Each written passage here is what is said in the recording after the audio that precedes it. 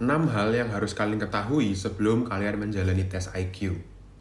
Yang pertama, berapa usia orang yang ingin menjalani tes IQ ini? Karena ada beberapa orang yang ingin melakukan tes IQ meskipun usianya itu masih dalam tahap yang sangat cepat berkembang. Anggaplah misalkan usia 2 tahun gitu. Meskipun bisa sebetulnya dengan menggunakan Stanford Binet, menggunakan WPPSI, bisa kita cek untuk skor IQ-nya. Cuma kalau menurut saya agak sayang. Kenapa?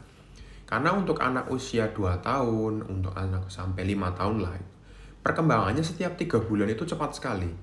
Sehingga kalau misalkan kita tes hari ini, 3 bulan lagi bisa jadi akan berubah. Berubahnya juga bisa pesat gitu loh. Jadi kalau menurut saya, usia itu juga perlu kita pertimbangkan.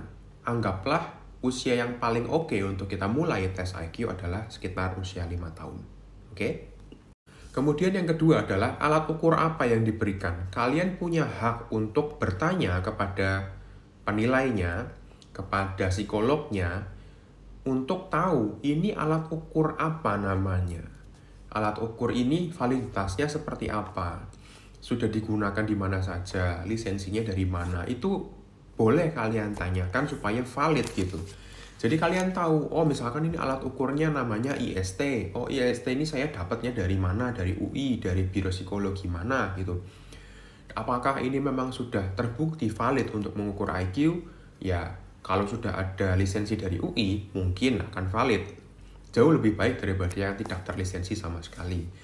Contoh alat ukur tes IQ yang sudah terlisensi dan sudah cukup valid digunakan dari zaman dulu sampai sekarang, dari Wechsler, itu yang pertama, itu alat ukur IQ yang menurut saya oke lah gitu ya.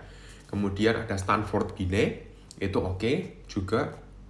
Ada juga IST, ada juga Cefit.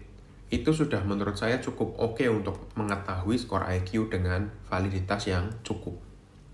Kemudian yang ketiga, siapa yang akan menilai dan siapa yang akan mengadministrasi tes ini? Diusahakan setiap administrasi tes itu dilakukan oleh seorang psikolog atau asisten psikolog yang memang sudah sangat terlatih dalam hal tes psikologi, terutama dalam kasus ini tes IQ. Karena beberapa tes IQ itu bisa sekalian mengukur mungkin semacam disabilitas dari orang yang melakukan tes IQ ini.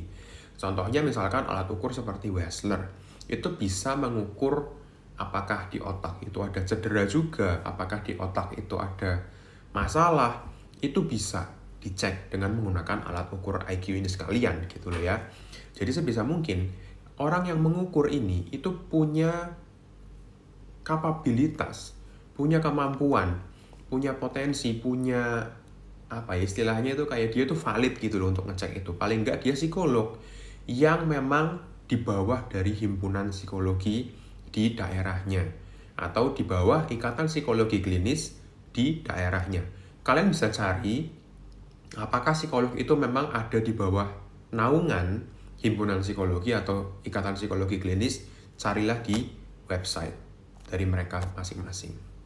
Kemudian yang keempat adalah kita harus perhatikan tujuan dari kita tes IQ apa. Kalau kita memang ingin menggunakan tes IQ ini untuk mengetahui skor IQ yang benar-benar asli dari kita harus menggunakan semua alat ukur tes IQ tersebut kemudian dirata-rata. Jadi semua tes IQ tadi ada Wechsler, ada IST, ada Cefit, kita tes semua dan kita rata-ratakan. Tapi masalahnya adalah ini mahal sekali kalau kita menggunakan seperti itu. Maka dari itu kita harus tahu dulu jelas nih tujuannya apa. Oh, aku hanya ingin menggunakan IQ ini untuk masuk ke sekolah favorit misalnya. Kalau hanya seperti itu, gunakanlah alat ukur IQ yang memang didesain untuk masuk ke sekolah kayak gitu loh. Ya. Jadi ya, misalkan gini lah, mau masuk ke Universitas Pertahanan, IQ-nya minimal 120. Itu kan susah. IQ-nya itu 120 berarti dia masuk dalam golongan superior gitu ya. Gunakanlah tes kayak Cefit atau IST yang cenderungnya itu mudah gitu loh. Sehingga skor IQ-nya akan lebih mudah untuk sampai ke 120. Tapi balik lagi, kembali ke kapabilitas atau kemampuan dari masing-masing individunya. Ada yang menganggap itu tetap susah, ya tetap aja nggak nyampe 120 ya ada gitu loh. Saya nggak bilang itu gampang untuk semua orang, tapi gampang bagi orang yang memang punya kemampuan untuk sampai ke skor 120. Yang kelima adalah istirahatlah dengan baik kalau kalian besoknya mau tes IQ. Soalnya IQ itu kan memang ada standar deviasinya, artinya bisa naik bisa turun. Ketika naik pun paling cuma 2 poin atau 3 poin.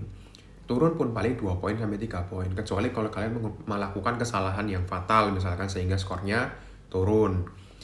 Nah, untuk meminimalisir resiko seperti itu supaya cenderungnya itu naik atau cenderungnya itu stagnan adalah kalian harus bersiap. Siap-siapnya itu bukan dengan belajar, karena skor IQ itu tidak bisa dipelajari. Tes IQ itu nggak bisa kita belajar terus besoknya nanti pasti akan naik, nggak akan bisa.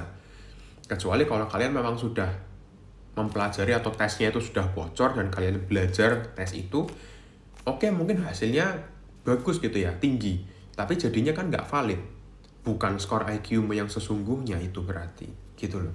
Jadi yang bisa kalian lakukan adalah istirahat dengan baik, hanya untuk mempersiapkan tes IQ yang akan kalian hadapi. Oke? Dan yang terakhir adalah, seperti yang saya bilang, tes IQ itu tidak bisa dipelajari.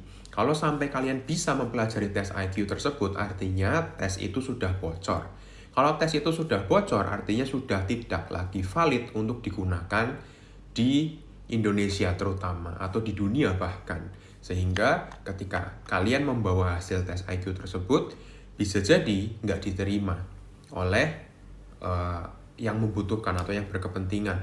Kalau kalian menuliskan, misalkan ini hasil tes IQ-nya dari mana gitu ya. Ya, tapi kalau syukur-syukur kalau ternyata mereka nggak ngecek. Tapi kalau ternyata mereka ngecek, ya tentunya kalian nggak akan lolos, seperti itu. Ya, jadi kurang lebih itu 6 tips yang harus kalian perhatikan kalau kalian ingin menggunakan atau menjalani serangkaian tes IQ. Semoga bermanfaat dan salam sehat jiwa untuk kita semuanya.